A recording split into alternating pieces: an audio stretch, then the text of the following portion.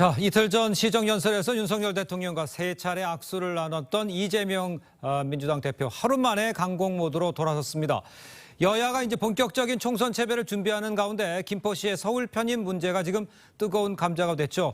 두 분과 함께 이 정치권 소식 좀 자세히 짚어보도록 하겠습니다. 김영우 전 자유한국당 의원, 김효은 전 민주당 선대위 대변인 함께 모셨습니다. 안녕하십니까? 네, 안녕하세요. 네, 반갑습니다.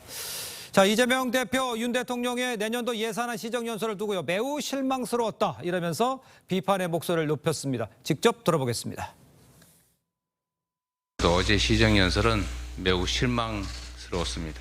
민생 위기에 대한 실질적 대책은 없이 무책임한 변명만 있었던 것 같습니다. 국민들을 원숭이로 여기는 것은 아닌지 청년 병사들의 생일 케이크나 축구화를 뺏을 게 아니라 대통령실 특활비, 검찰 특활비부터 줄여라.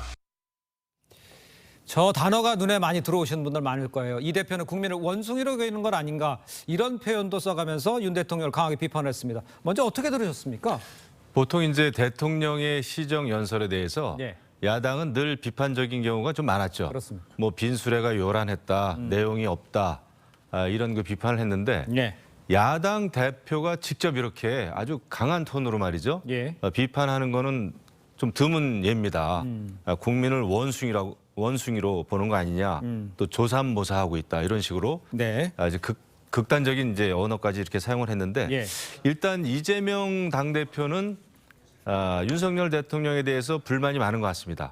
하나는 영수회담을 거듭 제안을 했는데 아직 받아들여지지 않고 있죠. 그렇죠. 왜 나를 여러 사람 만나는데 그냥 여러 사람 가운데 끼어서 이렇게 악수만 하는 이렇게 좀 푸대접을 하느냐라고 네. 하는 그 불만이 하나 있는 것 같고 예.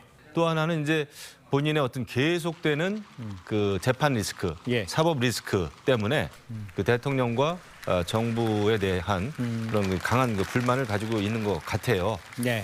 그런데 제가 볼 때는 그 사실 우리가 정치 개혁 운운하고 있습니다만은 정치 개혁에서 가장 중요한 것은 언어 순화입니다. 예, 당 대표 스스로가 이렇게 강한 톤으로 강한 말을 하게 되면은 그 당 전체적인 분위기가 강공 모드로 돌아설 수밖에 없어요. 그러다 보니까 다른 그 최고위원들도 똑같이 하고 있지 않습니까? 양두구육 얘기했죠. 네네. 그다음에 뭐 악수 쇼핑을 했다 대통령이 국회 본회의장에서 정청래 의원이 바로 또 그렇게 이야기하지 않습니까? 예. 그래서 당 대표가 당 지도부가 어떤 언어를 사용하느냐에 따라서 여야 관계라든지 예. 그런 게 이제 드러나게 돼 있는 거죠. 너무 품격이 떨어지는 예. 그런 그 평이 아니었나 이렇게 생각합니다. 형이 이제 단어 사용의 문제점 이런 것까지 함께 지적해 해주시면서 악수하면서 뭐 협치가 이루어지는 거 아니냐라고 물꼬를 트는 거 아니냐고 했지만 그렇지 않은 상황으로 이야기를 이끌었다 이렇게 지적을 해주신 것 같습니다. 일단요 윤 대통령과 이 대표 사실상 처음 대화도 나누면서 제가 말씀드렸습니다. 물꼬 트는 거 아닌가 이런 기대감이 있었지만 하루 만에 원점으로 돌아간 셈이 돼버렸어요. 어떻게 보셨어요? 그러니까 이제 정말 안 만나다가 어쨌든 뭐 단체로 예. 한 만나고 뭐 인사를 뭐 악수를 3번 했다. 뭐 그 정도로 지금 시작을 했는데요. 예. 그게 그냥 한 번 만남으로 끝나는 것이 아니라 그럼 정말 야당 대표와 함께 민생을 협의할 자세가 되어 있느냐. 예. 그런 점에 있어서는 전혀 보이지 않는다는 그런 판단을 하고 있는 거고요. 이재명 대표가 그 어제 최고위원 회의에서 예산안 관련해서는 저는 할 수 있는 비판이라고 생각합니다. 예산안 굉장히 중요하거든요. 예. 내년 한 해를 어떻게 국가를 끌고 갈 것인가. 예. 대통령의 그 국정 철학이 드러나는 것이고요. 예. 또 어마어마한 예산이 정말 국민들한테 어떻게 쓰이냐에 따라서 국민의 삶이 달라지고 그리고 국가의 어떤 경쟁력이 달라지는 겁니다. 그거에 대해서 하나씩 비판하는 것은 당연한 거고요. 그건 당연하죠. 그렇죠. 예. 그런데 민생 예산이라고 하면서 민생에 대한 구체적인 대책이 없다. 뭐 전세 사기 대책이 뭐 6개월 이상 이렇게 뭐 지나쳤는데 이거에 대한 입법도 없다. R&D 예산도 줄었다. 그러면서 무슨 민생을 얘기하느냐 이런 허구성을 얘기했고요. 네네. 이제 원숭이라는 그 표현은 우리가 그 조삼모사라는 또 얘기가 있지 않습니까? 그러면서 국민들이 그러면 뭐 아침에 3개 주고 저녁에 4개 준다고 했더니 원숭이가 화를 냈는데 거꾸로 했다. 그러면 좋아하더라. 그러면 어떤 그 결과는 똑같은 걸 가지고 국민들한테 술수를 쓰는 거 아니냐. 우리 국민들은 그런데 속지 않는다. 예. 그런 거를 강조하는 표현으로 보면 될 것 같습니다. 그러니까 그 단어 써도 강조하기 위한 것이었지 표현은 그렇지 않다라고 지적했습니다만 굳이 뭐 원숙이라는 단어까지 쓸 필요가 있느냐는 지적은 있는 것 같습니다. 일단요. 이뿐만 아니라 야당 강성 지지자들이 윤 대통령과 악수를 한 의원들에게 조롱에 가까운 비난을 퍼붓고 있고 또 윤 대통령에게 일침을 했다 주장한 이 김용민 의원에 대해서 환호도 하고 있고 글쎄요. 이 일이 벌어지면서 여러 가지 일들이 보고 있는데 이 상황은 어떻게 이해하셨습니까? 그러니까 이제 당대표가 그렇게 세게 나가니까 다 그렇게 나가는 건데 그 이재명 대표가 조삼모사 얘기했을 때 저도 참 좀 실소를 금할 수가 없었어요. 네네. 그러니까 예를 들면은 국회 본회의장에서 체포 동의안에 대해서 그거 다 내려놓겠다라고 본인이 국회 본회의장에서 대국민 선언을 하지 않았습니까? 그렇습니다. 그러면서도 체포 동의안 그 표결 직전에는 다 같이 또 맞서서 단결해서 싸우자고 그러고 예. 그런 거를 조삼모사라고 그러는 겁니다, 사실. 예. 그리고 지금 이제 김용민 의원도 네. 뭐 대통령하고 악수하면서 이제 그만두시라라는 얘기를 했다고 그래요. 그 못했다고 본인이 예, 얘기한 본인이 거예요. 얘기했고 주변에 있는 그 민주당 동료 의원들은 제대로 잘 알아듣지 못했다 이렇게 얘기하는데 예, 그런 겁니다. 그리고 국회의원이라고 하는 자리는 굉장히 무거운 자리예요. 그렇죠. 예, 품격도 지켜야 되고 이것이 그냥 길거리에서 시위하는 시위꾼이 아닙니다. 아니 대통령이 시정 연설하고 나서 민주당 의원들한테 악수를 청했는데 그 자리에서 그만두시라라는 얘기를 해야 되는 건가요? 대통령 그만두면 뭐 어떻게 하겠다는 거죠? 대통령이 무슨 쿠데타를 해가지고 집권한 게 아니지 않습니까? 그리고 예의상 그러면 안 되는 거죠. 예. 시정 연설의 내용에 대해서는 조목조목 본인이 말을 통해서건 페북을 통해서건 비판할 수 있습니다. 예. 그게 뭐 또 야당 국회의원들의 몫이죠. 그렇죠. 하지만은 그냥 일방적으로 대통령 자리에서 그만두시라라고 하는 것은 예. 그냥 김용민 의원이 그냥 공천받기 위한 그런 거 애를 쓰는 그런 것으로밖에 저는 읽혀지지가 않아요. 네. 그래서 이런 것은 아주 잘못된 반응이다. 국회의원의 품격, 품위, 또 배려, 예의를 완전히 무시하는 처사다. 정말 그만둬야 될 국회의원들이 지금 많다라고 국민들이 지금 생각하고 있단 말이에요. 예. 그런 거를 좀 명심해 주기를 바랍니다. 알겠습니다. 김용민 의원의 이제 태도에 대해서 좀 지적을 해주신 상황인데, 그러니까 김용민 의원이 왜 그랬을까라고 생각을 했을 때 강성 지지층의 행태를 이제 당이 말리지 못하고 있는 이런 상황. 그러니까 아까 말씀하신 대로 공천 이야기도 해주시고 이른바 이제 강성 지지층에 대한 개인 나름의 호소 이렇게 이제 해석하시는 분들이 많잖아요. 어떻게 보셨어요?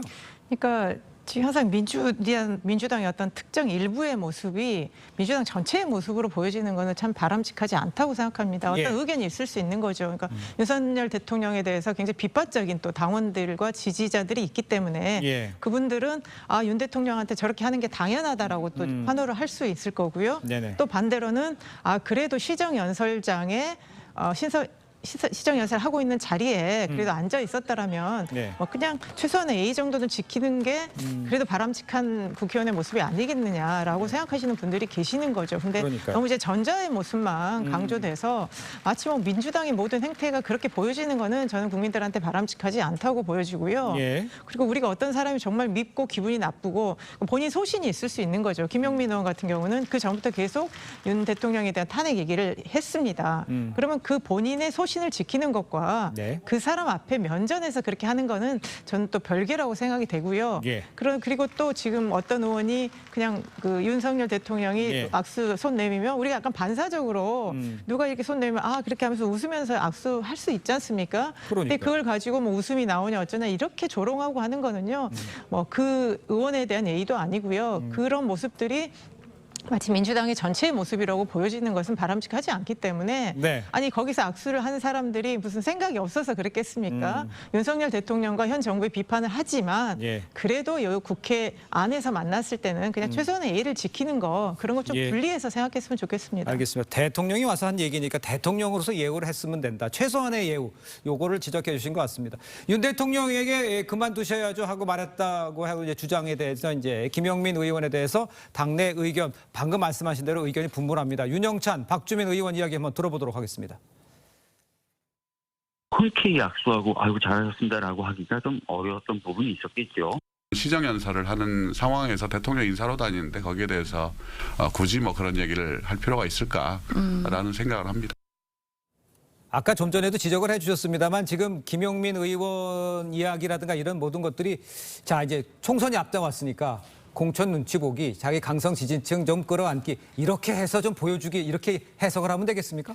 그러니까 이제 그런 것 같아요. 나는 대통령에 맞서서 이렇게 싸우고 있습니다, 여러분. 그런 느낌. 예, 제가 아주 강경하게 네. 목소리를 내고 있습니다. 제 야당 의원으로서의 그 역할을 네. 충실히 하고 있다라는 것을 보여주려고 예. 본인 스스로 이제 페북에 쓴 거예요. 근데 아무도 그것을 이제 확인할 수 없는 길입니다만은 네네. 대통령 면전에서 대통령 그만두시라 네. 이야기하는 것은 누가 봐도 상식적이지가 않습니다. 예, 해야 될 얘기도 아니고요. 그래서 그것은 김용민 의원이 좀 본인의 어떤 그 국회의원으로서의 품위를 완전히 저버렸다.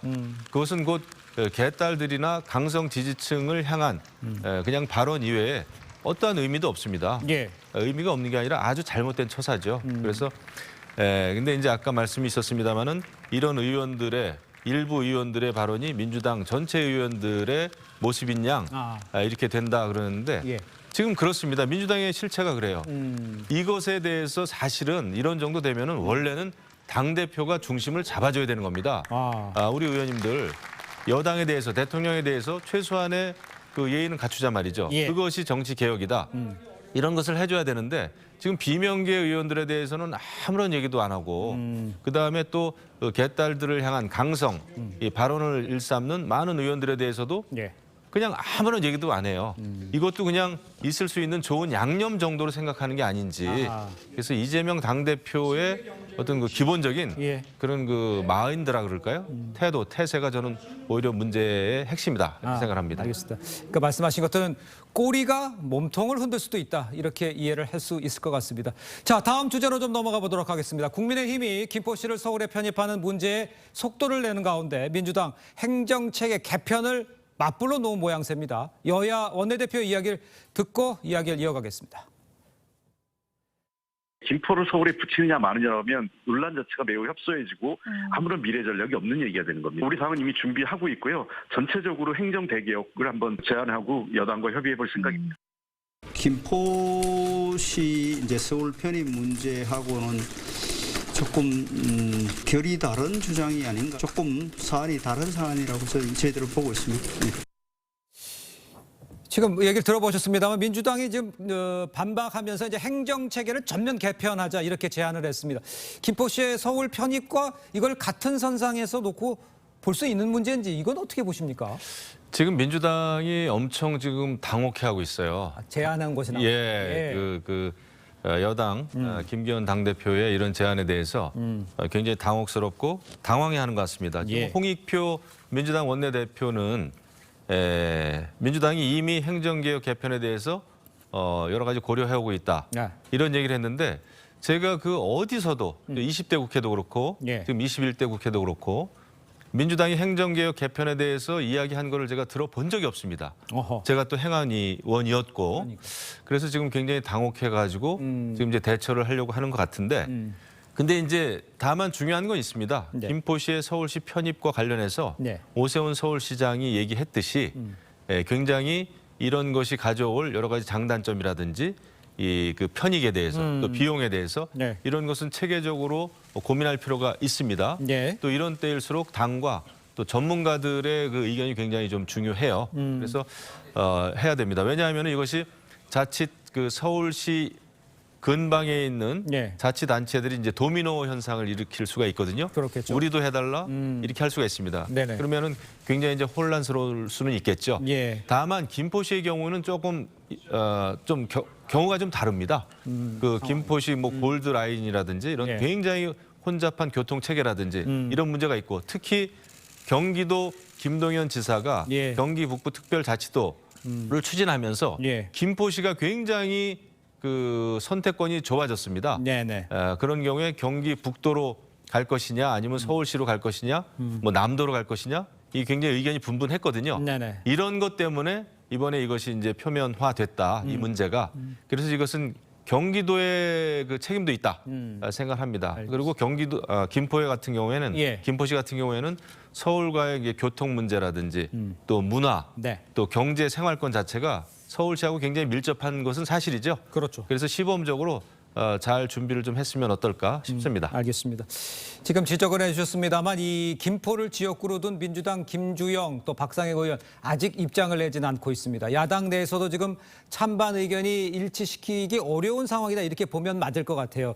그러다 보니까 방금 언급도 해주셨습니다만 국민의힘이 이슈를 선점했는 상황에서 나오는 지금 역지안들이다. 이런 평가에 대해서는 어떻게 생각하십니까? 그러니까 지금 김기현 대표가 당내 입지가 별로 안 좋은 상황에서 갑자기 이걸 던졌습니다. 갑자기라는 거는 이제 예, 개인적인 어쨌든, 의견이고. 예. 민주당 반응도 그런 네, 거죠. 네. 어느 날 갑자기 뜬금없이 이걸 던졌습니다. 예. 그랬는데 누가 봐도 아니 왜 갑자기 이걸 던졌을까? 예. 총선 앞두고 만약에 이런 중요한 어떤 개편이라는 게 있었다라면 예. 집권 초기부터 좀 뭔가 네. 국민들한테 얘기를 하고 의견 수렴해야 되는데 총선을 6개월 앞두고 던졌습니다. 네네. 그러면 당연히 민주당 입장에서는 왜 이걸 던졌을까? 누가 봐도 뻔한 총선 전략인 게 보이거든요. 그럴 때 여기에 대해서는 민주당에서는 신중하게 판단해야 되는 겁니다. 왜 예. 행정개혁이 개편이라는 게 이게 한 번 또 바뀌고 나면 굉장히 복잡한 게 있지 않습니까? 예. 그리고 지금 김포를 서울로 가야 된다는 게 뭐 생활권의 일치 이런 얘기를 했습니다. 근데 그렇게 따지면 서울 주변의 경기도가 거의 다 서울로 출퇴근을 하고 생활권이 일치하기 때문에 예. 그 기준에 의해서라면 김포 하나만을 얘기할 수 없기 때문에 네. 민주당에서는 그러면 이번 기회에 한번 전반적인 행정 구조에 대해서 논의를 해보자라고 분명히 할 수 있는 것이지 알겠습니다. 이게 어떤 총선 전략에 따라서 뭐 국힘이 주도했고 이거를 뭐 민주당이 끌려가는 그런 방식으로 가면 안 되고요. 그리고 이게 지금 전국적으로 혼란이 있을 수밖에 없는 게 경기도의 그 일부만의 문제가 아니라 그러면 전국적으로 우리는 그럼 행정개혁을 어떻게 할 것인가? 네. 이게 전국적 사안이 되기 때문에 예. 이게 치밀한 어떤 그 계획이나 기준이 없이 이렇게 진행하다 보면 전체 국민들이 혼란스러울 수 있고요. 예. 그리고 너무 지금 어떤 수도권 중심적인 서울공화국적인 사고 이렇게 또 가는 것이 아닌가 이런 우려도 있습니다. 알겠습니다. 자, 이런 상황에서 김포시 이제 편입 이슈를 두고 야당에서 또 음모론이 나왔습니다. 또 등장했어요, 이분. 역술인 천공의 말을 따르는 게 아니냐 이런 주장이 나왔습니다. 박찬대 최고위원 발언 한번 들어보도록 하겠습니다. 상식적으로 이해하기 어려운 정책 결정마다 매번 등장하는 인물이 있습니다. 모두들 예상하시는 바로 그 사람입니다. 이번에는 설마 했는데 또 천공입니까? 여전히 풀리지 않는 의문이 있습니다. 왜 윤석열 정부 들어 진행되는 회개한 정책과 천공의 말은 죄다 연결되어 있을까요? 그 민주당 최고위원 회의하는 그 자리에 이제 천공 영상까지 재생을 하면서 또 천공으로 공격했어요. 이거는 어떻게 평가하십니까? 왜 천공에 계속 나와요? 좀 웃겨요. 그러니까 오히려 민주당의 국회의원들이 천공이라고 하는 사람에 대해서 엄청 열심인 것 같아요. 예. 그 유튜브를 굉장히 열심히 듣는 모양입니다. 저런 걸 어떻게 찾아내는지도 모르겠고 네. 평소에 굉장히 그 열렬한 그 애청자들 같아요. 네. 그러니까 완전히 민주당은 지금 이제 기승전 천공이에요. 뭐만 나왔다 하면은 이거 천공이 한 얘기다, 천공이 예언했다, 예. 뭐 다 이렇게 얘기를 하는데. 예. 글쎄요. 지금 민주당이 그렇게 한가한 때가 아니라고 봅니다. 국민도 네. 마찬가지지만은 네네. 지금 이제 총선 앞두고 혁신 경쟁, 쇄신 경쟁, 예. 개혁 경쟁을 해야 됨에도 불구하고 이 천공 유튜버를 이렇게 유튜브를 열심히 봐야 될 그런 때인지 저는 그거조차도 굉장히 정치적인 그냥 비판이 아닌가. 예. 저희가 크게 고민할 바가 아닌 것 같은데요. 그렇습니까? 네. 알겠습니다. 이런 상황에서요. 민주당 이야기도 하나 더 짚어보죠. 비명계에서 조정식 사무총장 사퇴를 요구했었는데 오히려 선거에 중책을 맡겼어요. 비명계의 비판에 대해서는 왜 이렇게 조정식 체제로 그냥 가는 건지, 천공에 대해서는 어떻게 생각하시는지. 그러니까 이제 총선기획단이 이제 출범하면 보통 이제 총선기획단이 이제 사무총장이 단장을 맡는 거죠. 예. 근데 이제 조정식 사무총장이 이제 지난번에 그 당대표 체포 동의안 가결 이후에 네. 이제 원내대표하고 이제 송하수 최고위원은 책임을 지고 사퇴를 했습니다. 그러니까요. 그런데 사무총장은 사의 의사를 표명했지만 그게 수리가 안 됐기 때문에 네. 이거는 원내 문제만이 아니라 당 전체의 지도부의 문제라면 네. 사실 사무총장을 교체하는 것이 또 어떤 쇄신에 이런 게 있었을 텐데 그런 게 받아들여지지 않은 상태에서 조정식 사무총장 체제로 총선을 치르겠다라는 거를 명확히 했고요. 어제 예. 총선 기획단에서도 상당히 그러면 친명 위주의 인사들로만 되는 것이 아닌가 하는 그런 우려가 있기 때문에 아마 예. 조정식 사무총장이 앞으로 계속 총선 동안에 공천 과정에 그 어떤 주도하는 부분에 대해서는 계속 당내 갈등이 있을 것 같고요. 예. 그다음에 천공 문제는 글쎄요 또 다시 천공을 들고 나왔는데 예. 아마 이제 박찬대 최고위원은 그런 입장인 것 같습니다. 지금 윤석열 대통령의 그 어떤 정책 결정이라는 것이 예. 오랫동안 숙고한 이런 것이 아니라 어느 날 갑자기 나온다. 네. 작년에 이제 뭐 청와대 이전부터 시작해서요. 그런 거는 뭔가 뒤에 보이지 않는 손이 있는 거 아닌가라고 예. 하면서 이제 천공을 지목한 것 같은데 글쎄요 이제 천공이 모든 거를 우리가 결정한다. 네. 그리고 천공에 의해서 우리 국정이 운영된다 이렇게 생각하는 것 자체는 또 국민으로서도 좀 약간 어이없는 부분이 있어서요. 저는 정책적인 그 논리를 가지고 반대하는 것이 더 설득력이 있을 것 같습니다. 조정식 사무총장으로 간 것에 대해서 그 현상만 얘기를 하셨지 왜 조정식 청장이었냐, 비명계 얘기를 왜 안 들었냐에 대해서는 답을 안 하신 것 같아요. 왜 그런 것 같으세요? 저는 근데 민주당이 총선 기획단을 어떻게 꾸리는지에 대해서는 우리가 뭐 드릴 말씀이 없습니다. 이미 답이 그건 민주당이 알아서 하는 것이고요. 네. 다만 이제 우리 밖에서 봤을 때는 민주당도 비명계 의원들의 그 목소리를 좀 들었으면 좋겠다. 그러니까요. 민주정당이 되기 위해서 네. 그런 말씀이고 천공이 한 얘기도 저게 천공만의 얘기가 아니라요. 원래 대한민국 행정구역을 5개에서 7개로 대광역권으로 만드는 그 시도 네. 연구는 MB 정부 때도 있었고요. 예. 천공 훨씬 이전부터 있었던 얘기입니다. 예. 그런데 이걸 가지고 민주당 의원들이 지금 행정구역 개편 얘기를 천공하고 연결시키는 것은 예. 그만큼 행정개혁 개편에 대해서 연구가 안 됐다는 거예요. 예. 그 역사를 지금 모르는 겁니다. 알겠습니다. 부울경에서도 메가시티 만드는 계획이 있었다는 말씀 추가로 드리고요. 두 분 말씀은 여기까지 듣도록 하겠습니다. 고맙습니다. 감사합니다.